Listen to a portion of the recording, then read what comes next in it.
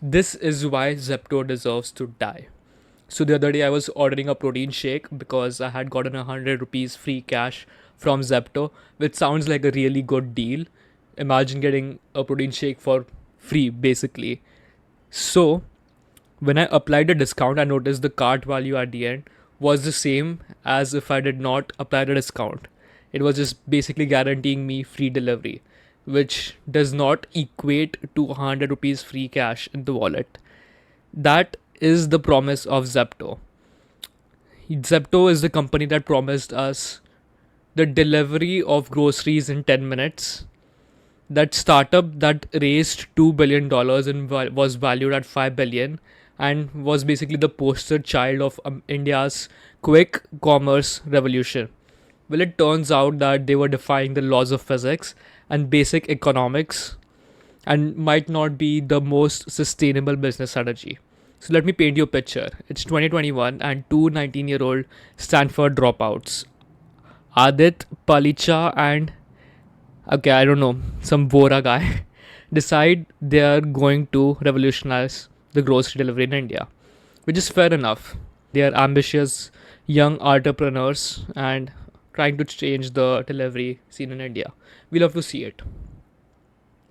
But here is where it gets interesting. Their big idea is that they're going to revolutionize the grocery industry in India and they're going to deliver the groceries in 10 minutes. Not 30 minutes, not 20 minutes, just 10 minutes.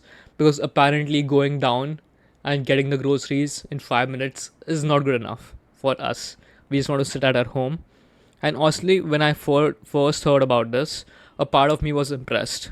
Like the sheer audacity of it, the confidence to look at the logistics and say, we are going to deliver this product in 10 minutes. But this is what I've learned from watching countless startups over the years.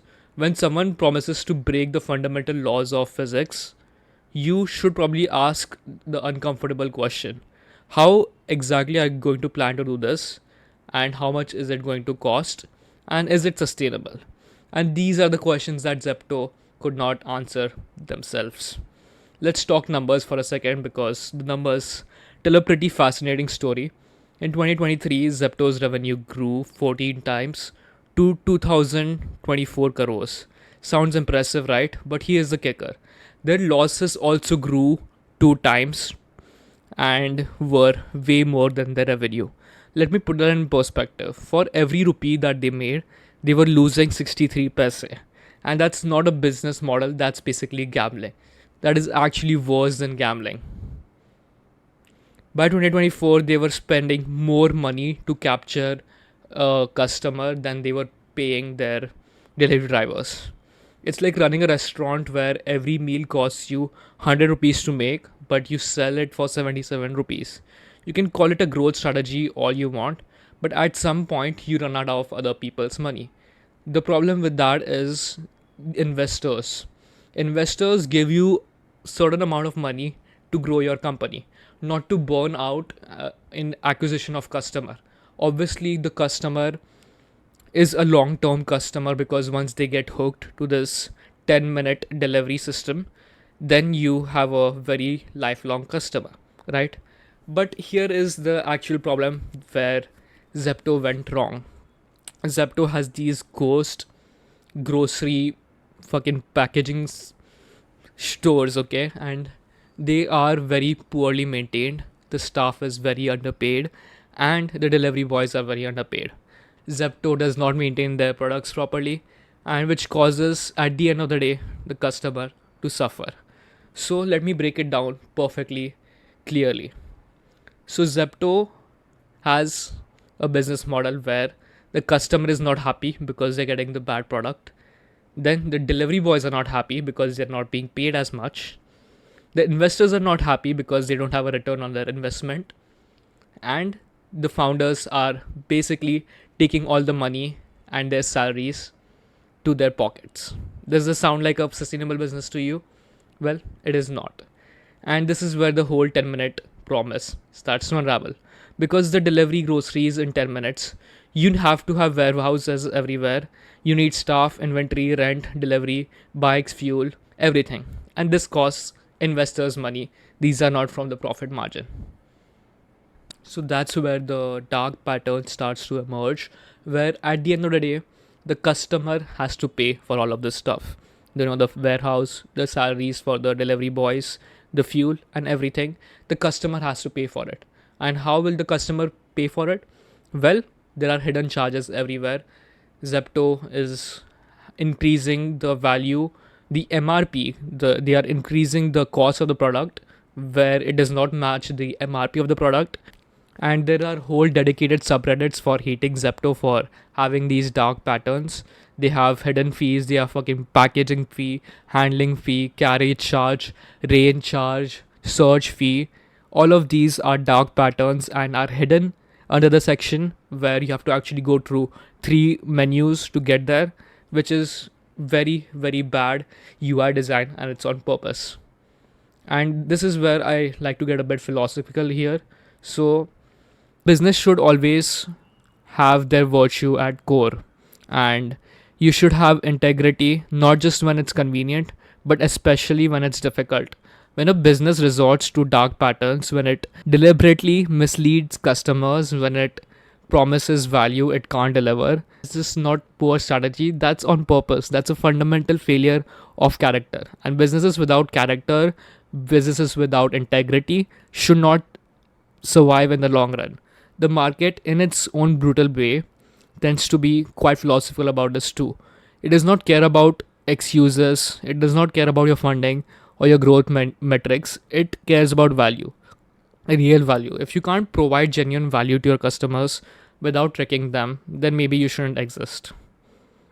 The IPO being pushed back again and again isn't a tragedy, it's the market doing its job.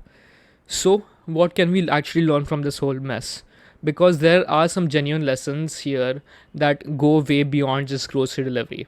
First, if someone promises to fundamentally change how basic things work, ask yourself if that change is actually necessary. Do we really need 10-minute grocery delivery, or do we just think that we need this service? Secondly, when a business model only works with endless investor money, it's not a business model, it's a well transfer mechanism from the venture capitalists to customers, with the startup acting like the middleman. And third, this is where my inner philosophy comes out again. Businesses that survive long term are the business that provide genuine value without resorting to trickery. Epictetus taught that we should focus on what we can control, and what businesses can control is the value that they provide. And honestly, that is how the world works. The reason why businesses stay in business is because they are providing genuine value to the community. The moment the companies start using dark patterns to squeeze money from users, they are essentially admitting they have lost control of what actually matters. They can't control market conditions, they can't control competitors, so they try to control customers through manipulation. Here's the truth: you can manipulate people for a while, but you can't manipulate reality. Reality doesn't care about your valuation or your growth metrics. Reality cares about whether you are solving problems or just creating the illusion that you are solving problems. And reality, it turns out, is a pretty harsh teacher. Look, I don't want to sound like I'm completely bashing Zepto here. Building a startup is incredibly hard, and trying to solve real evolved problems is very fucking difficult. Like, as an aspiring entrepreneur myself, it is very difficult, the work that they are doing, and I respect it honestly. It is very admirable, but I think there's something fundamentally important here about business ethics and long term thinking. Stoics believe that the virtue isn't just nice to have, it's essential for anything that wants to last. And businesses that scam customers, that fail to provide genuine value, that rely on manipulation instead of merit shouldn't survive. Not because I'm being harsh, but that's just how healthy markets work. When businesses that fail to provide value, everybody loses. That's how it works. Venture capitalists lose money, founders lose money, and customers get screwed over again. So the real innovation isn't delivering groceries in 10 minutes. Maybe it's building businesses with discipline and integrity to provide genuine value, even when it's harder, even when it takes longer, even when it means saying no to easy money. So, what do you think about this? Do you believe that businesses that can't provide value without resorting to dark patterns should be allowed to fail? Or am I being way too harsh here? let me know in the comments, and honestly challenge me if you disagree. I'll be very happy to discuss this in the comment section below. And I'm genuinely trying to help people here, so please make sure to like and subscribe. And I'm interested in other perspectives on this stuff, because I believe that my perspective may not always be perfect. So please comment your different perspective down in the comment section below. And yeah, that's about it. See ya. How the fuck do we have less subscribers than the Fet and Fresh podcast? Subscribe to Overtake.